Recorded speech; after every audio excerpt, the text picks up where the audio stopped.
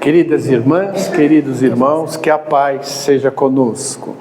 A gente fica até constrangido, né? Receber um elogio desse, que na realidade o merecimento é do meu tio, que estava aqui comigo desse lado e transmitido para mim uma energia tão boa que quase que eu cheguei às lágrimas.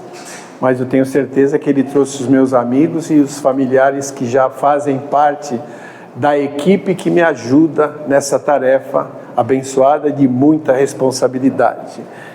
É interessante, quando chegamos a esta casa, a gente sentir esta vibração, esse aconchego dos espíritos, e às vezes nós somos divulgados, todas as pessoas que vêm falar do Evangelho aqui, em qualquer casa, há uma divulgação no plano espiritual. E essa divulgação para que é? Para que haja um acompanhamento, para que a estrutura espiritual daquele que vai falar sobre o Evangelho de Jesus esteja numa condição qualificada para que possa passar boas energias, mas principalmente esperança para aqueles que vêm à casa espírita.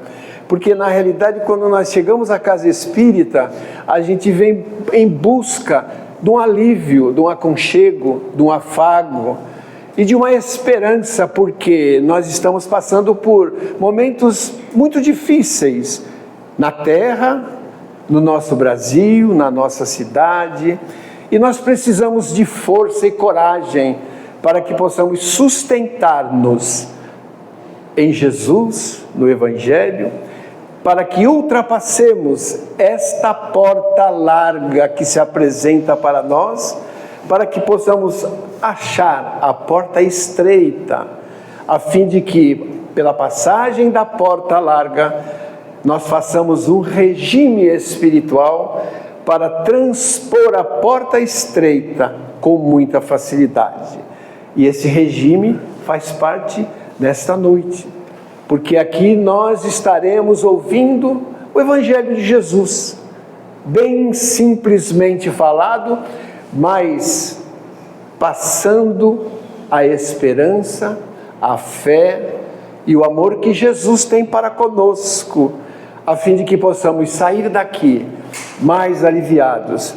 E eu agradeço imensamente, na hora que estávamos sentados ali, na penumbra desta casa, os Espíritos estavam ali ao nosso lado, transmitindo a nós tanto amor, tanta paz e segurança, que nós quase chegamos às lágrimas. Eu tive que me conter, mas eles continuam aqui conosco, nos agraciando com a vibração, com a energia e principalmente com a nossa sustentação. Essa noite nós vamos falar sobre o capítulo 7º do Evangelho de Jesus. Bem-aventurados os pobres de espírito, e que nada mais são do que os pobres de espírito, são os humildes e aqueles fascinados pela paz. E eu pedi aqui a nossa irmã para que leia um trecho do livro, para que a gente possa fazer algum comentário. Por favor. Homens, por que vos queixais das calamidades que vós mesmos amontoastes sobre as vossas cabeças? Desprezastes a santa e divina moral do Cristo. Não vos espanteis, pois de que a taça da iniquidade haja transbordado de todos os lados. Generelasse o mal-estar. A quem culpar, senão a vós que incessantemente procurais esmagar-vos uns aos outros? Não podeis ser felizes sem muita benevolência, mas como pode a benevolência coexistir com o orgulho? O orgulho, eis a fonte de todos os males. Aplicai-vos, portanto, em destruí-lo, se não lhe quiserdes perpetuar as funestas consequências. Um único meio se vos oferece para isso, mas infalível: tomardes para regra invariável do vosso proceder a lei do Cristo, lei que tendes repelido ou falseado em sua interpretação. Porque a vez de ter em maior estima o que brilha e encanta os olhos, do que o que toca o coração? Por que fazeis do vício, na opulência, objeto das vossas adulações, ao passo que desdenhais do verdadeiro mérito na obscuridade? Obrigado.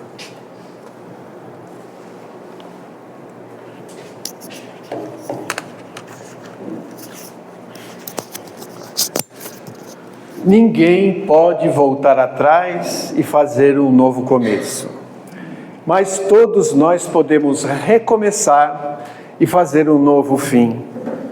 Essa é a proposta que Francisco Cândido Xavier nos trouxe, numa frase tão bonita e tão profunda.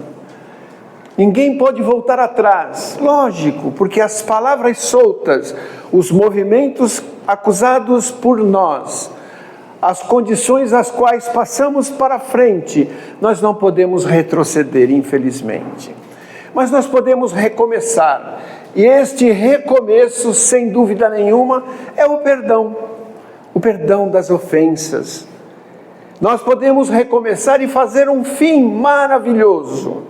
Mas para que isso possa acontecer conosco, nós precisamos refletir. Estamos no início do ano, janeiro, já está se findando janeiro, que passa tão rápido, e as nossas oportunidades recebidas são tantas, mas com essa rapidez que o tempo passa em nossas vidas, nós não percebemos as oportunidades abençoadas, as quais nos é oferecida para a nossa reconstrução espiritual. E são oportunidades tão simples que os amigos espirituais nos oferecem para que nós possamos nos aproximar cada vez mais daquela qualificação que tanto procuramos, que é a verdadeira felicidade. E a felicidade é tão fácil encontrar, em momentos tão sublimes, em particularidades tão simples, mas nós nos propomos sempre a atrapalhar-nos o caminho que nos é proposto para galgar a escada da produtividade espiritual. E nos é oferecida tantas coisas que nós às vezes questionamos. Mas eu não vou fazer isso, porque isso não me cabe. Eu estou até me rebaixando para fazer uma condição a qual estão me propondo. Servir aquele que pede a nós a oportunidade de uma palavra, de um abraço, de um olhar, de um aperto de mão, de um encaminhamento, até de uma nota de R$2. Às vezes nós fazemos passar desapercebidos todas essas oportunidades. É aí que nós pecamos e deixamos passar entre os dedos das nossas mãos a grande e honrosa vontade de querer conhecer a verdadeira felicidade. Porque ser feliz não é estar com o nosso dinheiro no bolso, com a nossa conta bancária lotada, com tudo aquilo que nós imaginávamos ter, o carro, a casa, os bens, enfim, a felicidade não é isso, faz parte de sermos felizes. Isso, nos dá prazer isto, mas a verdadeira felicidade vem da dor e do sofrimento. Da dor e do sofrimento, porque ser feliz verdadeiramente é sentir a dor e o sofrimento como momentos, instrumentos para a nossa qualificação espiritual. Por isso que no Evangelho nos traz uma passagem muito bonita, onde os discípulos falam que Jesus disse que a dor é a bênção que Deus envia aos seus eleitos. Não vos aflijais, mas sim regozijai-vos pela dor, porque ela, na realidade, vai nos levar à luz. E às vezes, quando nós começamos a apresentar uma patologia, qualquer que seja ela, nós já nos preocupamos e começamos a pensar diferente. Porque a dor nos faz nos aproximar do mais alto. Porque quando nós estamos enfermos, como eu já tive várias vezes, e quem sabe estarei várias vezes, se for a minha oportunidade de crescimento, a primeira coisa que nós pensamos, ai meu Deus, me ajuda, porque eu não posso morrer agora, eu tenho meus filhos para cuidar, minha casa, minha esposa, minha família, e eu comecei a minha parte profissional há pouco, e preciso dar continuidade. E é aí que nós nos aproximamos de Deus pela dor. Por isso que no Evangelho nos traz essa fase, que a dor é a bênção, é verdade, é a bênção. Mas nós não queremos a dor. Não, a dor para o outro, para nós não. E como nós trabalhamos em um hospital há muito tempo, há 25 anos, no voluntariado, na Santa Casa de Santos, e nós conhecemos a dor ao vivo e a cores diariamente, e nos propomos a aprender com ela, mas com a dor do outro, graças a Deus. Porque nós, se estivéssemos no lugar daqueles que se apresentam para nós enfermos, não saberíamos como suportar aquela dor. Mas como nós nos propomos a participar da dor, auxiliando e afegando aqueles que sofrem com uma palavra de consolo, de esperança, dizendo que Deus é o Pai e Ele sabe o que é melhor para nós, aquilo nos faz muito bem e nos afasta da dor verdadeira na carne, porque esta dor é aquela primordial para o nosso processo evolutivo.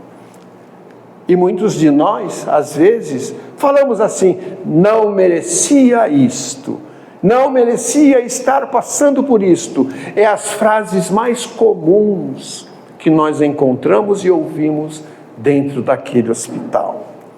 Eu não merecia isso. E aí nós questionamos com aquele nosso irmão que sofre, você acredita em Deus? Acredito, mas Ele não está sendo bom comigo porque Ele me deu esta enfermidade.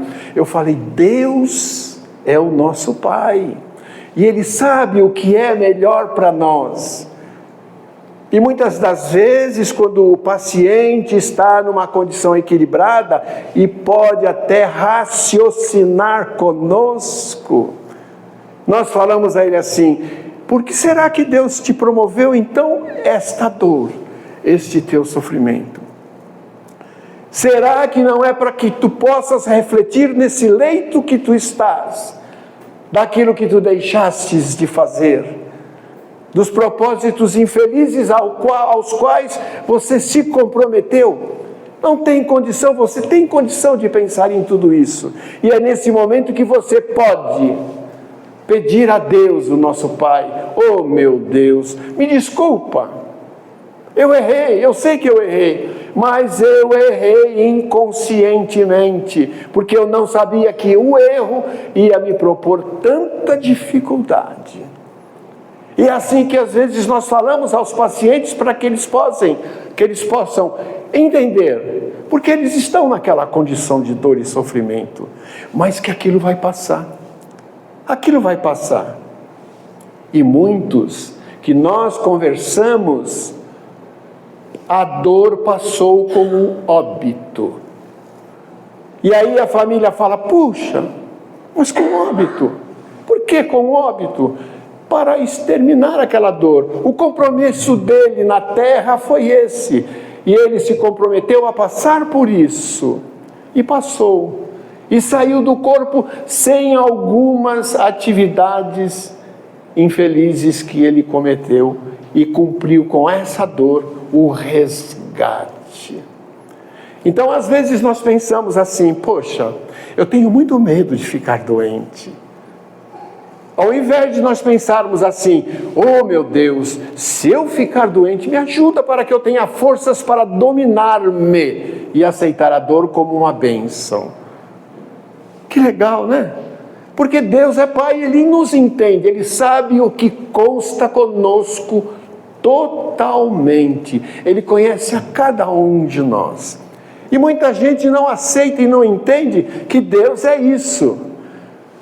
Tem muitos espíritas ainda que não estão convencidos daquele Deus que a doutrina espírita propõe a nós entendermos. E sim entendem ainda que aquele Deus do catolicismo ainda vive nele. E qual é esse Deus? É um Senhor, sentado no trono, com o cajado na mão, barbas e cabelos brancos, nos aguardando para o propósito da confissão e Ele nos castigar. Nós ainda entendemos assim. Infelizmente, até os amigos espíritas que conversam conosco, mas Deus não castiga não, Toninho. Será que Ele não castiga? Porque olha aí como é que eu estou. Quebrei a perna. Apesar que eu estava jogando futebol e eu dei uma entradinha assim maldosa no cara, mas quem se prejudicou fui eu. Mas esse Deus, será que foi Ele que me castigou? Não, não foi. Não foi porque você estava no propósito de machucar o outro. E graças a Deus quem se machucou foi você. Você não machucou, não se comprometeu um pouco mais.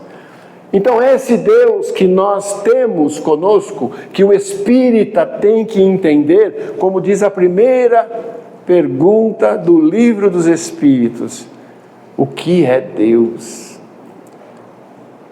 Kardec não perguntou aos espíritos quem é, ele perguntou o que é. Porque na realidade nós não entendemos ainda o que é Deus. Nós não sabemos a figura, a proporcionalidade de luz e força que Ele tem sobre nós. Nós ainda não sabemos. Tanto é que não sabemos, Ele nos conhece, mas nós não o conhecemos totalmente. Porque ainda erramos, ainda persistimos no erro, ainda trabalhamos no mal, mesmo por pensamento trabalhamos. Então, tudo isso, toda esta proposta que o Evangelho nos oferece, todas as propostas, todas as páginas, se nós a entendermos, é a recuperação moral para cada um de nós.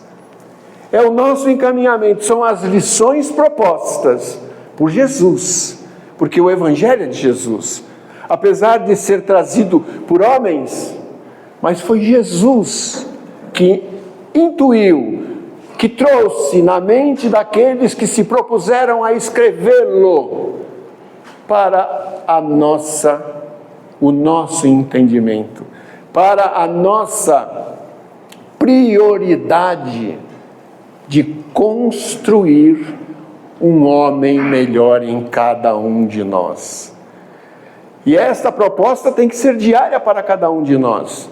Por isso que no Evangelho, no capítulo 17, diz o homem de bem. Se vocês tiverem a curiosidade de ler o Evangelho, leiam um homem de bem. Essa é a proposta que eles oferecem a nós, para que sejamos realmente trabalhadores da seara do bem na terra, porque a terra está esperando a nossa colaboração, o nosso propósito. E é por isso que nós estamos passando por esta situação ingrata pela qual a mídia nos oferece. E são informações que chegam a nós como bombas que explodem dentro de nós, tentando essas bombas dificultar a nossa fé, a nossa esperança. E muitos de nós estamos desesperançados com tudo isso que está acontecendo. Porque nós questionamos assim: não existe mais justiça entre os homens. Os poderosos podem e os menores sofrem. É o que está acontecendo. É o que está acontecendo. Mas por quê? Será que os injustiçados são os menores que sofrem? E os bem-aventurados são os poderosos? Não. Não, porque nós temos histórias fantásticas que a doutrina nos traz pelos Espíritos, de poderosos que desencarnaram, poderosos, esperando o tapete vermelho de poderoso e encontraram lama.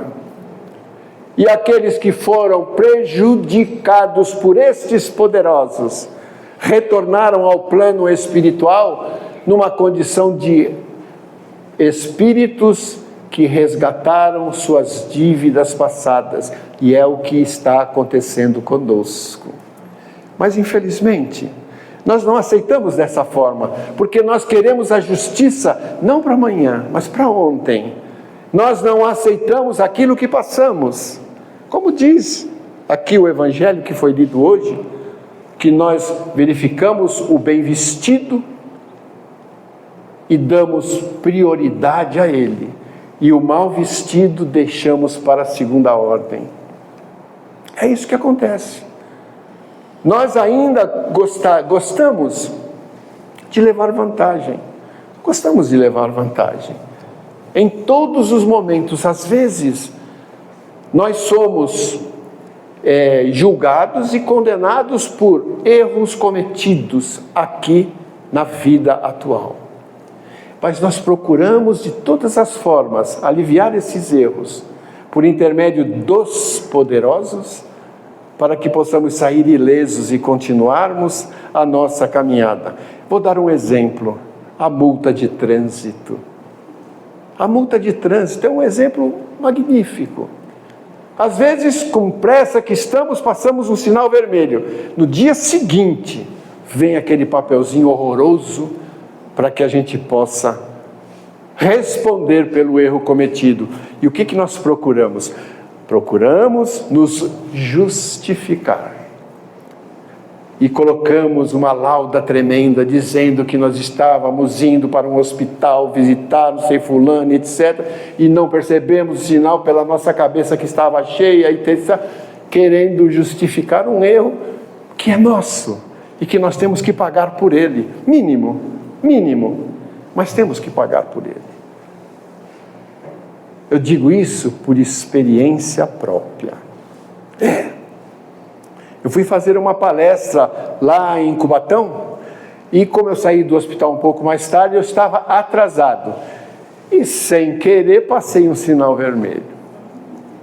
No dia seguinte veio a multa. E eu olhei a multa assim, R$192. Falei, meu Deus. Aí eu já pensei assim, o que eu vou fazer para não pagar? Aí os espíritos que estão conosco estão nos vigiando para que nós não saímos do caminho. Paga e não reclama. Então a multa já está paga.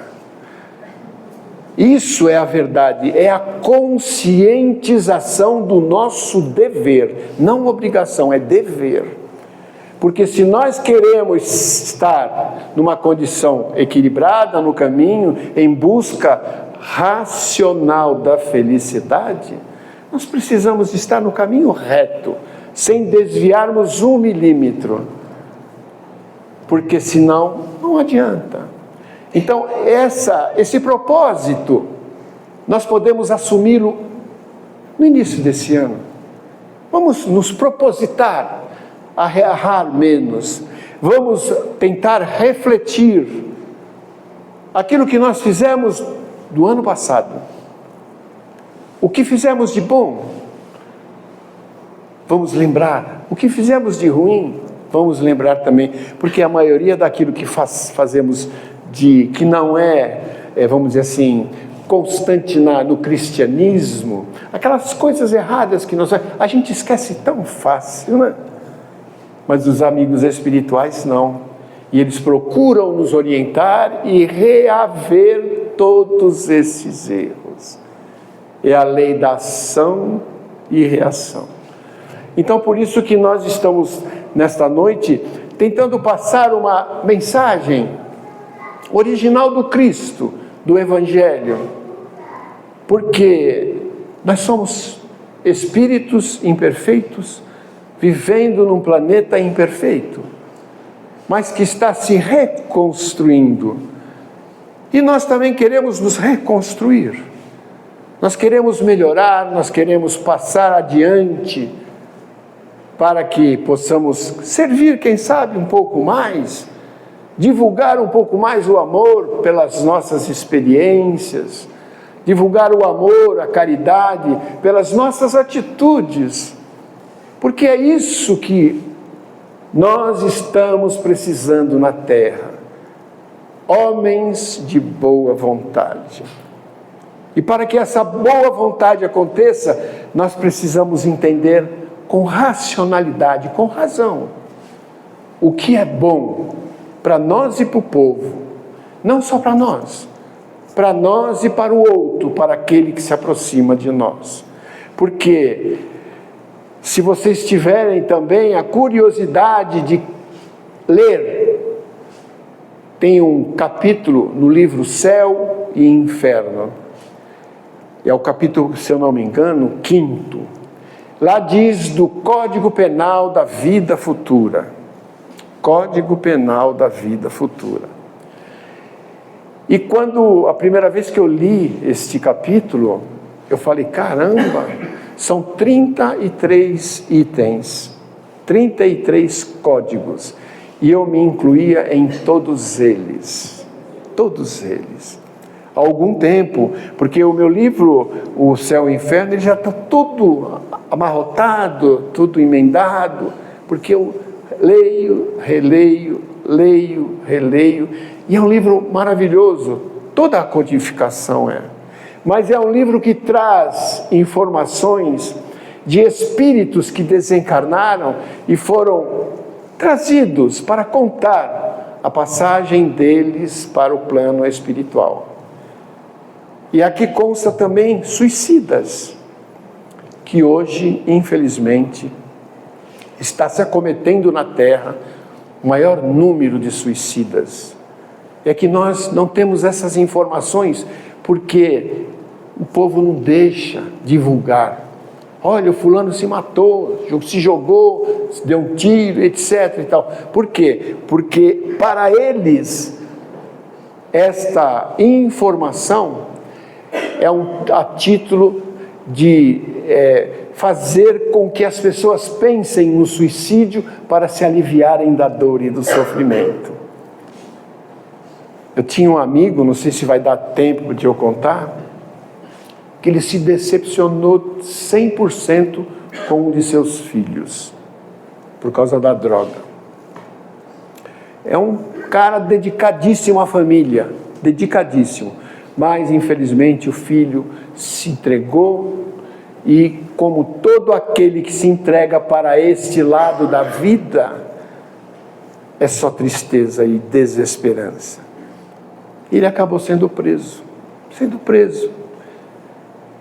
E o cara chegou para mim, eu preciso conversar contigo. E ele nem conseguia falar de tanto choro que ele promovia, de decepção, de tristeza. E ele falou assim para mim, para mim não tem mais nada que importa nesta vida. Eu vou desistir dela. Eu falei, como você vai desistir da vida? Você sabe que eu moro no 28º andar, né? E ali é só pular e acabou tudo. Eu falei, é mesmo? Nossa, deve ser uma maravilha você pular e que nem voar, que nem um passarinho por segundos. Porque você sabe que eu sou espírita, por isso que você está falando comigo dessas coisas. E ele parou de chorar e começou a prestar atenção. Eu falei, vai ser uma maravilha você se sentir livre no ar. Mas é por segundos, porque quando você chegar no chão, você vai sentir o seu corpo todo quebrado e vai sentir a mesma dor do que você tivesse vivo, porque você não vai morrer não. O que vai ser destruído é o seu corpo. Você vai continuar vivo e você vai ver o seu corpo destruído. E o pior de tudo não é só isso não. Se fosse só isso, tudo bem, o problema é teu.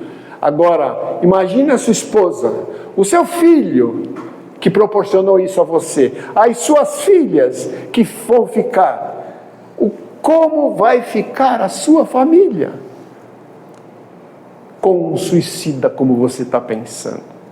Aí ele se entregou ao choro novamente e depois de um certo tempo ele me procurou e falou, Toninho, graças a Deus a minha família agora está completa, o filho retornou para casa. do cárcere. E ele continua lá, alegre, feliz e trabalhando. Então, às vezes, que nem nós falamos aqui, a caridade é isso, é uma palavra. Porque às vezes a pessoa está com um pé na lama e quase chegando com o outro. Nós podemos ajudá-lo a arrancar desta lama com simples palavras, porque o Evangelho nos dá esta oportunidade. O Evangelho nos oferece a condição mínima para trazer as pessoas para Ele e dar a esperança de que a vida continua, de que o processo é infinito. A reencarnação é uma realidade, e tanto é que ela é uma realidade que nós reencarnamos na condição que estamos agora, porque nós pedimos para vir assim, da forma pela qual nós nos encontramos, tristes, alegres, doentes, insatisfeitos, pensando em injustiça para conosco, e assim vai. Nós pedimos, e ninguém é injustiçado. No mundo não existe injustiçado, existe sim justiça, a justiça divina. Inclusive Emmanuel nos trouxe até um livro, Justiça Divina. Para quê? Para que nós possamos entender que nós somos comprometidos com o passado, mas esse comprometimento pode ser descomprometimento futuro se nós lutarmos e entendermos que a dor é a bênção que Deus envia aos seus eleitos. Se nós entendermos dessa forma, aceitarmos esta dor, este sofrimento, essa angústia, mas sabendo que ela vai passar, e que um dia seremos felizes verdadeiramente, o que tanto procuramos, o que tanto queremos.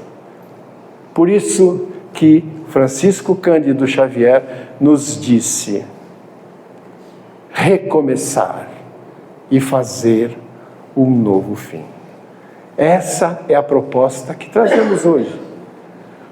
O ano já se iniciou, então vamos recomeçar.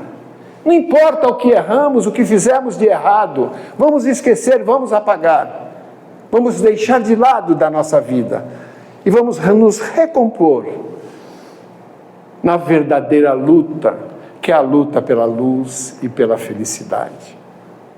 É assim que nós trazemos essa mensagem desta noite, para que todos possam entender que sempre há uma oportunidade, sempre.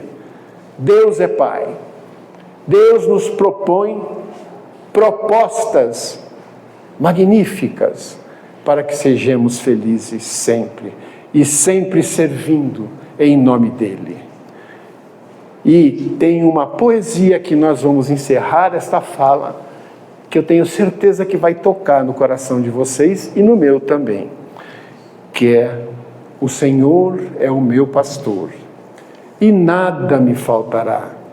Deitar-me faz em campos verdejantes, guia-me mansamente por águas tranquilas, refrigera minha alma, guia-me pelas veredas da justiça por amor ao teu nome. Ainda que eu andasse pelo vale da sombra e da morte, não temeria mal algum, porque tu estás comigo. Tua vara e teu cajado me consolam. Prepara-me uma mesa perante os meus inimigos. Unge a minha cabeça com óleo, meu cálice transborda.